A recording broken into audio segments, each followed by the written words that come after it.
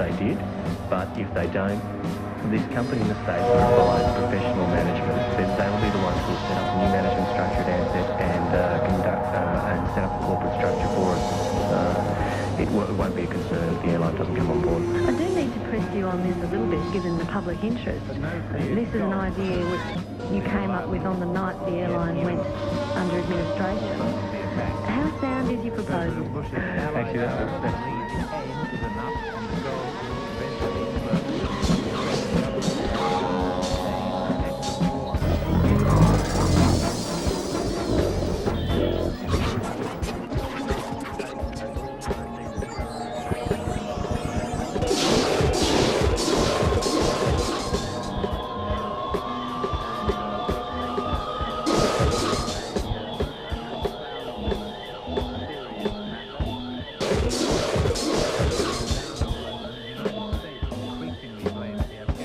recruited an army of sinners.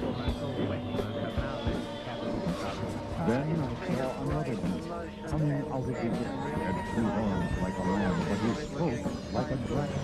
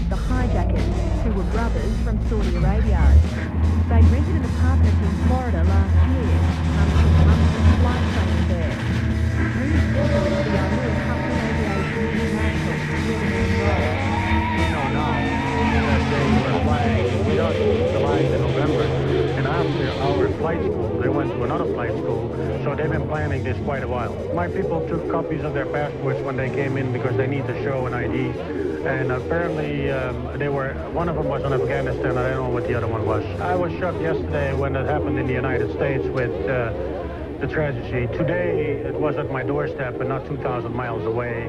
We were in shock, and we're still in shock. We have no knowledge, of course. None of my people have 48 employees in Venice. None of them had any idea, of course. It's unbelievable. The feeling we have is undescribable. It's terrible. After that amount of training, the men were probably more than qualified to carry out their mission. A commercial airline pilot of more than 30 years' experience has told PM the degree of difficulty involved in the manoeuvre is negligible. He's asked not to be named. Minimal amount of training, and once the aeroplane's in the air and they know how to physically input information through the flight management system, maybe only 4, 5, 6 hours of training. So very basic level. Yes, taking off and landing is totally different, but actually putting the information through the flight management system, and that's been coupled through the autopilot, minimal. And how would you know what information is put into the system? What would you have to have?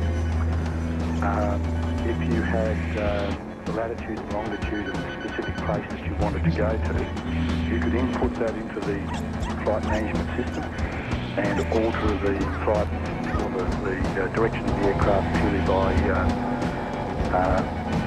coupling that through the autopilot. So say if the coordinates for the location of the World Trade Center were entered, the plane would automatically fly into that? If it was entered correctly, yes.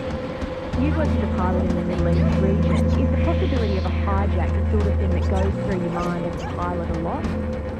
No, definitely not a lot, but I have to say that the security screenings at some of the airports around the Middle East and Asia are certainly worth being concerned about. What's your experience? Well, just seeing people coming on with inappropriate pieces of baggage and seeing, firearms actually on aircraft and other people that could have been easily successfully hijacking or attempting to hijack an aircraft. Commercial airline pilot with 30 years experience who asked us not to name details reportedly. So how could America be so vulnerable to such an apparently simple terrorist plan? Well, it appears that the attackers found the United States at a highly vulnerable moment. Airport security is now a hot topic in the national press. At least one of the international airports involved have recently been fined for poor security, and there are scores of anecdotes from passengers who describe how easy it is to wander on the tarmac and take weapons on board aircraft without question. And in those three international airports, all within the space of 15 minutes. The relative ease with which this sinister plan was carried out to its ultimate horrific end has shocked and terrified the world. But it hasn't surprised many in the aviation security business, including British aviation expert Eric Moody. Security in America is putting it probably lightly as lax. In some places it's not existent. Now, we're told people only got on with knives, but knives are enough to control an airplane. And it will determine, and it really depends on the determination of the hijacker, whether he takes control of the airplane. They obviously were very determined. John Pike heads American-based security firm globalsecurity.org and is considered a world expert on defence, space and intelligence matters. He goes further, saying it was airport security, or a lack thereof, which was the primary failure in the tragic sequence of events. One frequent flyer in the US told the PM program via email of his regular encounters with lax security at American airports. at Detroit Metro Airport, I don't want to put the lunch I just bought at the deli through the X-ray machine, so as I pass through the metal detector, I hand the sack to the guard through the space between the detector and the X-ray machine. I tell him it's just a sandwich. He believes me and doesn't bother to check. That has gone through Which recently concluded that threat of terrorism against the United States is an ever-present danger, largely because the FAA has found serious and how he and a fellow traveller were able to bring knives, razors and even a hammer and sickle onto one aircraft. Dr. Paul Bates was on the last flight to land at the Los Angeles airport yesterday before it was evacuated. Previously blazed at 4 inches for 10 hours. Out of airport check-in will now be prohibited and only ticketed passengers will be allowed to be into the cockpit. Through the train to deal with hijacking. Federal air marshals and other security officers on planes and within airports, and higher standards for airport security screeners and contractors who supply security personnel. But many experts say